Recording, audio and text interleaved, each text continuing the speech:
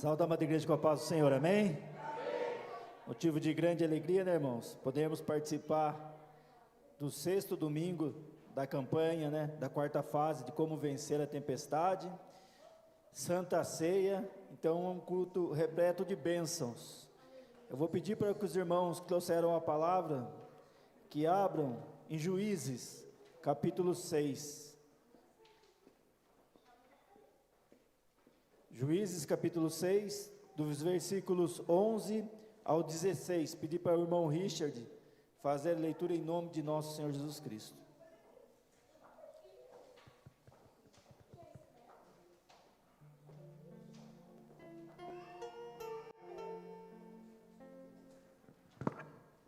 Juízes 6, do 11 ao 16. Cumprimento a amada igreja com a paz do Senhor Jesus. Amém. Juízes, capítulo 6, versículo 11 ao 16. Passo a ler. Então, o anjo do Senhor veio e sentou-se debaixo do carvalho que está em Ofra, que pertencia a Joás, da família de Abiezer. Gideão, filho de Joás, estava malhando o trigo no lagar para pôr a salvo dos midianitas. Então o anjo do Senhor lhe apareceu e lhe disse: O Senhor está com você, homem valente. Gideão respondeu: Ah, meu Senhor, se o Senhor Deus está conosco, por que nos aconteceu isto? E onde estão todas as suas maravilhas que os nossos pais não cantaram? Eles disseram: O Senhor nos tirou do Egito, porém agora o Senhor nos abandonou e nos entregou nas mãos dos midianitas. Então o Senhor se virou para Gideão e disse: Vá nessa força que você tem e livre Israel das mãos dos midianitas. Não é verdade que eu estou enviando você? Gideão respondeu: Ah, meu Senhor, como livrarei Israel? Eis que a minha família é a mais pobre em Manassés, e eu sou o menor na casa de meu pai. Mas o Senhor disse: Já que eu estou ao seu lado, você derrotará os midianitas, como se fossem um só homem. Amém? Amém. Vamos fazer uma oração, irmão. Deus Pai Todo-Poderoso, na Tua presença, Pai, pedimos a unção do Senhor nesse dia, que o Espírito Santo possa falar conosco essa noite, Pai, para que possamos compreender a Tua santa palavra, guardar em nosso coração e colocar em prática, Senhor Jesus Cristo. Assim eu peço em nome do Pai, do Filho e do Espírito Santo de Deus. Amém. Pode tomar assento, irmão, em nome do Senhor Jesus Cristo. Dar uma forte salva de palmas ao nosso Deus Todo-Poderoso. Glória a Deus, aleluias. Irmãos, a palavra desta noite, né, tem a ver com como vencer a tempestade. E a gente vai ver que Deus levantou um homem cheio de medo, de insegurança, para que ele pudesse vencer um exército de 120 mil homens. Então veja, irmãos, que tempestade essa que era na vida de Gideão, uma tempestade impossível aos olhos humanos, mas para o nosso Deus tudo é possível. E tudo, irmãos, né? Deus, Ele prepara, né? Por isso que a gente que está na obra do Senhor, a gente tem que saber, né, que tem tudo o seu tempo. Não adianta chegar um irmão aqui, porque fala bem, né? Tem uma retórica boa, o pastor pegar e colocar ele como pastor e dar o ministério para ele tomar conta. Ele não está preparado. Então é colocado um fardo sobre as costas dessa pessoa maior do que ele pode carregar. Se ele tiver obediência, irmãos, ele vai chegar. Se for da vontade de Deus, ele vai ser pastor e Deus vai capacitá-lo. Só que tem a preparação. Por isso que a gente tem que ser obediente na obra do Senhor. Porque muitas vezes a gente, pelos nossos olhos mesmo, às vezes a gente não olha para o Deus que a gente serve, olha para a gente, como Gideão fez. Ele olhava para ele, não olhava para o Deus que estava com ele. E então ele ficava com insegurança, ficava com medo. E a gente, na obra do Senhor, irmãos, a gente tem que olhar para o Deus que a gente serve. Se nós estivermos dispostos a fazer a obra do Senhor, vamos olhar para Deus, que Deus que vai trabalhar, é Deus que vai nos capacitar. E a palavra dessa noite vai falar que ele era o menor dos menores, e Deus fez o maior daquele povo. Então veja que para nosso Deus nada é impossível, mas tem um momento de preparação, né? Paulo ficou 14 anos para ser preparado, e no Antigo Testamento era mais tempo ainda. Então tem um tempo para ser preparado por Deus. Então não importa a idade que você chegou na presença do Senhor, o que vai importar é a sua dedicação, né? É a sua dedicação, é a sua vontade, é o seu compromisso com Deus, é você pagar o preço que Deus colocar, né, nas suas mãos. E aí Deus vai trabalhar, e você vai se capacitando aos poucos, e quando você vê, você já vai estar lá em cima, lá para a honra e glória de Deus. E a gente bem sabe que cada vez que a gente sobe um degrau, né, na fé, a gente tem que descer 2 em humildade, né? Para sempre a gente colocar Deus em primeiro lugar e nunca achar que é a gente, porque o mal do ser humano é isso. Ele começa simples, mas depois Deus começa a abençoá-lo, começa a capacitá-lo, aí ele já começa a se achar que, nossa, ele é o tal, né? Então a gente tem que ter humildade, saber que quanto mais Deus estiver usando a gente tem que saber que mais o Espírito Santo está em nós, porque nós mesmos não temos qualidade, é o Espírito Santo que vai agir na gente, para que a gente possa ser um canal de bênção, né, para outras pessoas, como hoje também é o culto da oração da família, que nós possamos ser um canal de bênção para a nossa família. E veja, irmãos, que Deus, Ele tem prazer em nos abençoar. Deus tem prazer em nos abençoar. Só que o que acontece? Muitos, quando começa a ser abençoado por Deus, quando está na luta, está clamando ao Senhor, está buscando, está orando, aí Deus vai, abençoa com carro, com emprego, com uma empresa, né? Seja lá qual for a bênção, aí ele quer desfrutar da bênção e deixa Deus a segundo plano. É isso que acontece em Juízes. Aqui nós estamos no capítulo 6, nos capítulos anteriores, foram as mesmas sequência. Deus abençoava, o povo esquecia de Deus, Deus tirava a mão. Deus não tem compromisso com quem não tem compromisso com Ele. Aí Deus tirava a mão, né? O povo de Israel padecia, e quando eles estavam na pior, eles lembravam do Deus que eles serviam. Aí eles clamavam a Deus, Deus levantava, né, um juiz, que a figura do juiz aqui é governador, levantava um governador, e eles saíam, Deus honrava, abençoava, e o que eles faziam? Voltava a desobedecer o Senhor. Então, irmãos, esse ciclo não pode acontecer na nossa vida. Se a gente tiver meia luta, vamos clamar ao Senhor. Mas depois, quando Deus curar nossas feridas, abrir as portas das bênçãos, a gente tiver bastante abençoado na vida familiar, financeira, né? Que a gente saiba reconhecer que é Deus na nossa vida. Que a gente, ao invés de abandonar Deus, cada conquista que a gente tiver, que a gente venha aqui à frente e testemunhe o quão grande é o Senhor nas nossas vidas. É isso que Deus quer da gente, obediência. Se a gente for obediente, Deus vai nos abençoar, como abençoou aqui Gideão. E só para os irmãos entenderem, no versículo 1, diz assim: os filhos de Israel fizeram o que era mal aos olhos do Senhor, e por isso o Senhor entregou nas mãos dos midianitas durante 7 anos. Então não é um castigo de Deus, irmãos, é uma correção. Deus queria que eles abandonassem aqueles ídolos que eles levantaram e voltassem, né, a servir o Senhor. Só que o Senhor, irmãos, Ele corrige a quem Ele ama. Então a gente não pode nem questionar da correção, porque a correção, ninguém gosta de ser correção, de receber uma correção. Eu vejo isso no meu serviço. Todos que a gente fiscaliza tem um porquê. Ninguém gosta de ser fiscalizado. A gente não gosta de ser fiscalizado. Infelizmente a gente é educado dessa forma, não gostar de ser fiscalizado. Mas se a gente parar para pensar, irmãos, né, nós fomos educados por nossos pais. Quanto de nós aqui nessa noite não dá graças a Deus pela vez que o pai e a mãe deu uma correção, deu umas palmadas, que antigamente era uma surra mesmo, né? Quanto de nós que não dá graças a Deus? Hoje a gente não está perdido no mundo das drogas, no meio do crime, porque o pai e a mãe viu que a gente estava fazendo coisas que não eram corretas e foi lá e fez o papel de pai e de mãe. né? Hoje é dia dos pais, o papel do pai é esse mesmo, é educar o filho, é corrigir na presença do Senhor, não é agradar o filho, comprar o filho com presente, porque aí cresce uma criança mimada, sem noção das coisas que está aí fora, e o que a gente não educa na casa e na igreja, o mundo ensina lá fora, só que do jeito do mundo.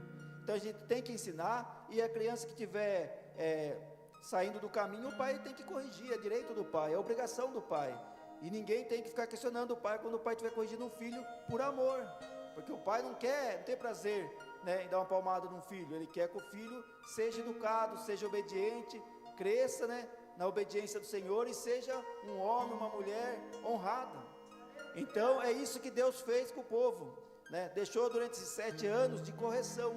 Aí os midianistas vinham em Israel, o que acontecia? Os israelitas plantavam, cuidavam da lavoura, quando chegava a época da colheita, os midianitas, né, eles vinham, né, e atacavam o povo junto com os amalequitas, né, e o povo do deserto. Eles atacavam o Israel, e como eles eram mais numerosos, né, aqui fala que o exército eles era de 120 mil pessoas, eles pegavam, atacavam Israel e levavam tudo que Israel tinha plantado.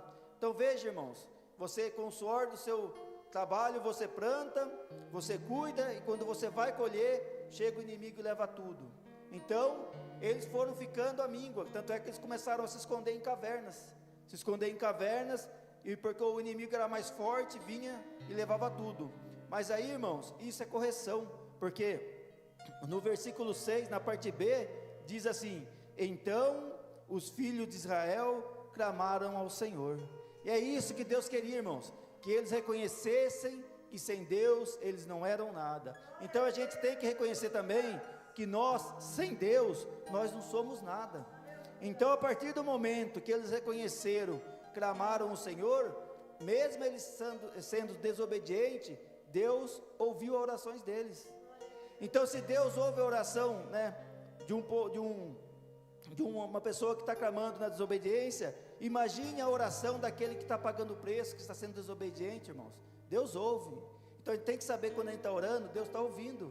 Às vezes, né, como é a campanha, nós estamos na 4ª fase, teve testemunhos em várias fases, e às vezes não chegou a nossa vez de testemunhar ainda, mas desistir não é o caminho, irmãos, o caminho é perseverar, porque a gente tem que acreditar que tudo está no controle de Deus. Então, irmãos, depois que eles clamaram ao Senhor, aí entra o versículo 11, né, que vai dizer que Deus mandou o anjo do Senhor. Antes, porém, né, do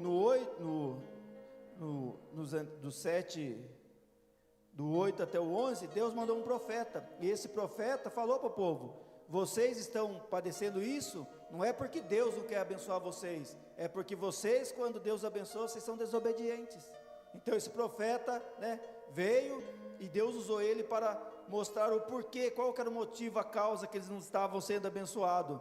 Aí o 11 vai dizer: então o anjo do Senhor, aqui, irmãos, os estudiosos da palavra falam que quando o anjo do Senhor aparece em letra maiúscula, o anjo e Senhor, quer dizer que era o próprio Cristo pré-encarnado que vinha, né?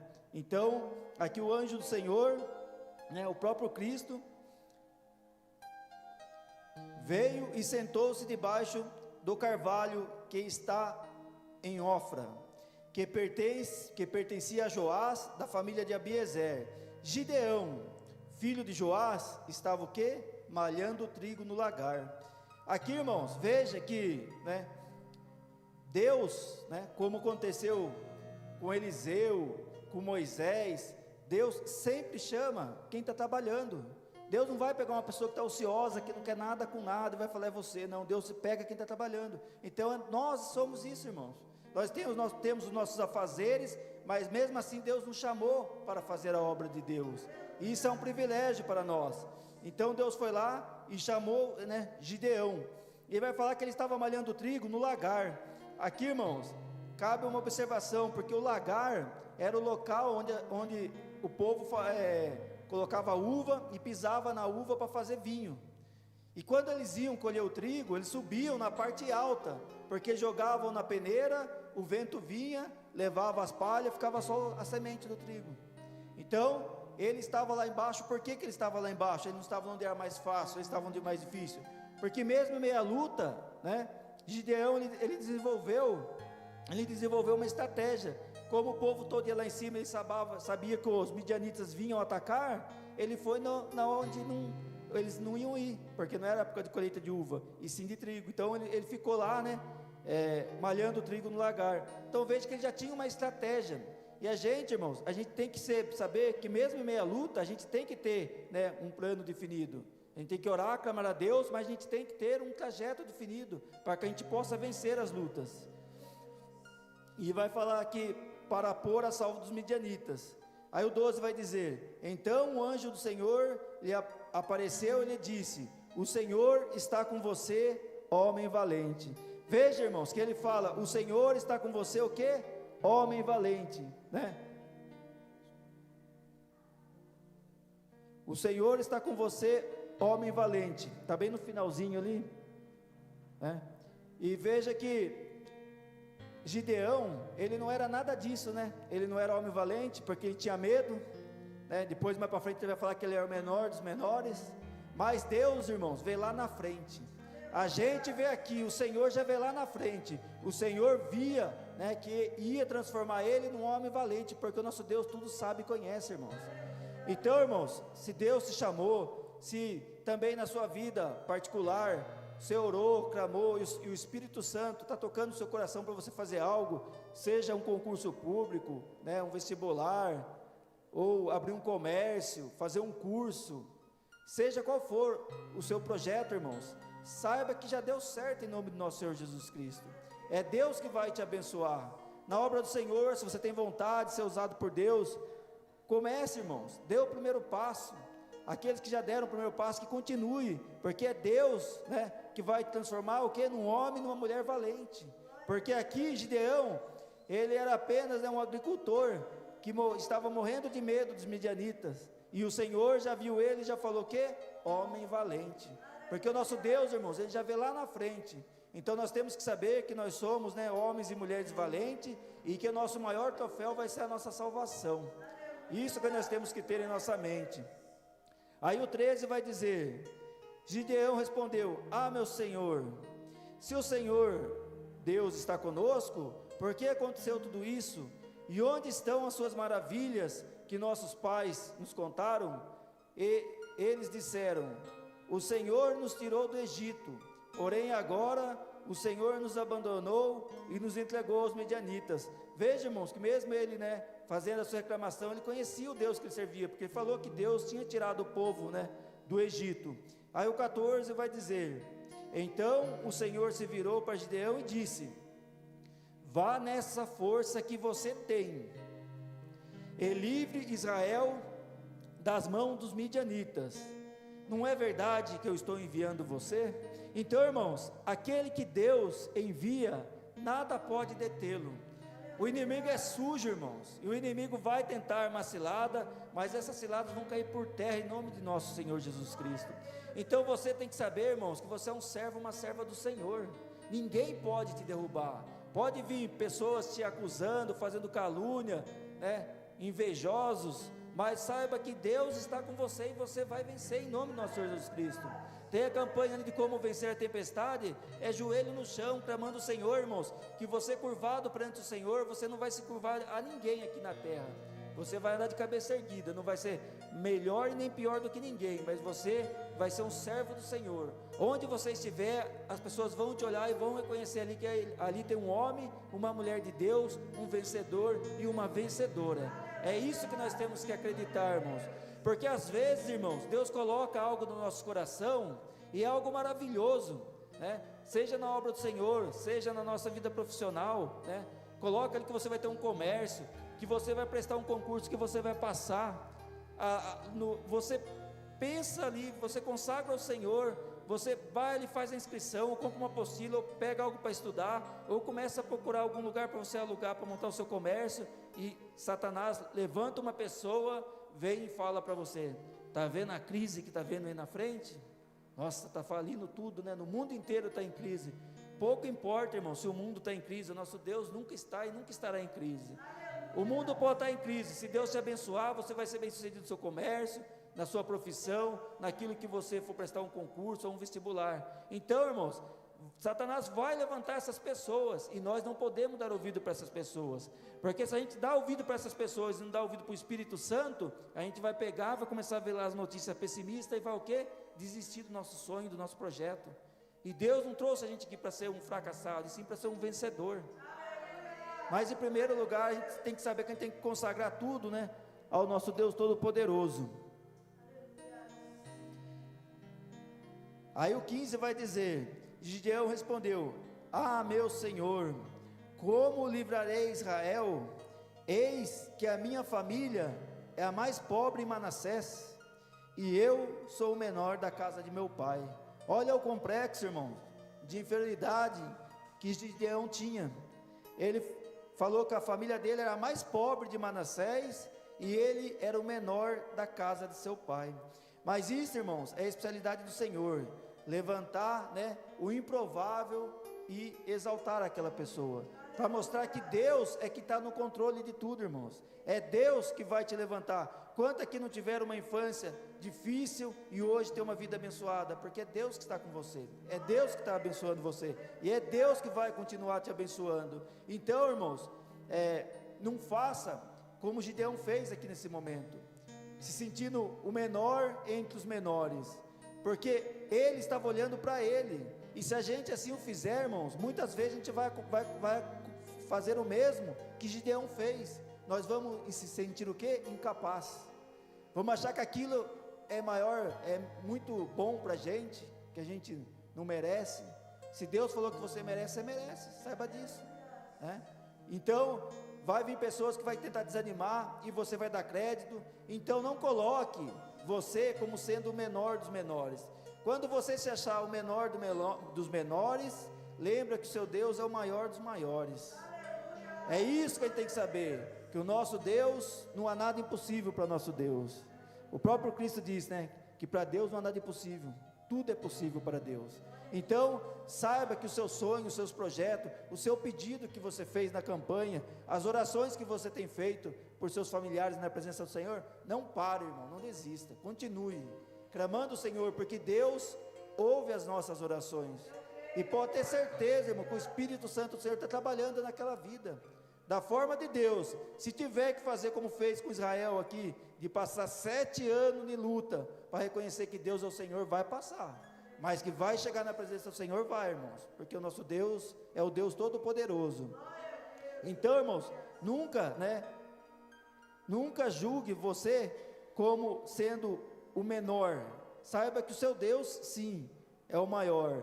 Aí o 16 diz: Mas o Senhor disse: Já que estou ao seu lado, você derrotará os midianitas como se fosse um só homem. Ou seja, irmão, 120 mil se transformou em um só homem, porque Deus é o Deus Todo-Poderoso. Então não importa o que você sonha, os seus projetos, o que você pediu na campanha, saiba que Deus está com você e você vai conseguir. Sem Deus nós não vamos conseguir nada, mas com Deus, tudo que Deus reservou para a gente vai conseguir. Pode estar longe para a gente, olhando pela situação atual, mas saiba que Deus vai construir uma ponte e você vai chegar lá no seu objetivo. Então, irmão, não questione nem a correção, nem a luta. Clame e adore o Senhor, saiba que o Senhor está conosco, e nós vamos ser vencedor. Mais para frente aqui, não vai dar para entrar na palavra por causa do tempo, tem a Santa Ceia, vai falar que Deus, o Espírito do Senhor veio em Gideão. Veja que palavra completa, tem Cristo, Deus e o Espírito Santo. Veio sobre Gideão e ele convocou o povo, Aí tinha 32 mil, desses 32 mil o Senhor falou: tem muita gente, aquele que tiver com medo, que volte para casa, e 22 mil voltaram. Veja, irmão, era 32 mil para 120 mil, ali era 4 por 1, então eles podiam, era difícil, era quase impossível, mas eles podiam vencer, e Deus não deixou, porque sabia que o povo ia vencer, ia falar: fomos nós que vencemos, Deus só ajudou. Então Deus falou, e 22 mil voltaram, sobraram só 10 mil, aí já era 12 por 1, já era praticamente impossível. Aí Deus falou, ainda tem muita gente. Aí mandou descer ao lago e beber água, e aqueles que beberam tipo um animal, Deus mandou voltar, e aqui levaram, pegou a água e levou, trouxe a boca, Deus falou, é com esses que você vai, e eram apenas o que, irmãos? 300, então, Deus usou aqueles 300, para mostrar para o povo de Israel, que não era eles que estavam vencendo, tanto é que esses 300 foram para a luta, e inicialmente, quando morreu a maioria do exército inimigo, que depois foram perseguidos, eles não usaram armas, eles levaram um cântaro, que eles quebraram, aí numa mão uma tocha de fogo, e na outra mão uma corneta, eles não tinham espada, porque o anjo do Senhor foi lá, e fez o exército inimigo se confundir, e acabou um matando o outro, irmãos. Então veja que Deus deu a vitória para Gideão, e durante o tempo que Gideão viveu, Deus foi com ele, teve paz ali na terra. Então, irmãos, do mesmo jeito que Deus foi com Gideão, Deus é conosco. Então vamos consagrar nossa vida ao Senhor. Tem a campanha, hoje é o 6º domingo. Se você não recebeu sua bênção ainda, continue orando, irmãos. Você pode receber essa noite. E se você não receber essa noite, você pode receber no próximo, que é o final, que é o encerramento. E aquelas bênçãos que ainda não chegou, vai chegar, irmãos. O irmão Luir mesmo disse que tem uma bênção que está orando há 30 anos. Não é 30 dias, não é 30 meses, não são 30 meses, né? São 30 anos. E ele está perseverando na oração. E essa bênção vai chegar em nome de Jesus. Mas ainda não chegou. Mas pergunte para ele se algum dia Deus o desamparou. Até aqui, Deus sustentou ele e a família dele. E vai preparar a bênção, irmãos. Então a gente tem que saber que o pedido é nosso, a resposta é de Deus. Por vezes a gente quer as coisas naquele momento, mas não é o momento de Deus. Então vamos continuar orando, clamando o Senhor, confiando em Deus. Não vamos nunca, irmãos, olhar para a gente, porque se a gente olhar para nós, a gente vai achar como Gideão, que algo é muito grande, que nós somos o menor dos menores. Não, irmãos, nós temos que olhar para o nosso Deus, que é o Deus do impossível. É o Deus que tudo pode, irmãos. É um Deus que fez 300 tocar ali, né, a corneta, e derrotou 120 mil dos inimigos. E Deus transformou Gideão, irmãos, num guerreiro, porque mais para frente vai falar, né, que quando ele foi pedir mantimento para o exército, para os 300 dele lá para Sucote e Penuel, eles riram dele, né, falou que ele ainda não tinha derrotado os inimigos, então eles não iam dar nada. Ele falou, vocês não querem dar, vocês não dão, mas se Deus entregar eles na minha mão, eu vou voltar aqui e a gente vai acertar as contas. Veja que ali não era aquela pessoa com medo mais, já era um guerreiro do Senhor. Deus transformou a vida dele num guerreiro, porque era necessário, e Deus vai transformar a nossa vida naquilo que for necessário para o Senhor, irmãos. Então vamos continuar orando, clamando, sabendo que Deus é conosco, amém, irmãos? Eu agradeço a minha oportunidade, eu peço uma forte salva de palmas ao nosso Deus Todo-Poderoso, glória a Deus.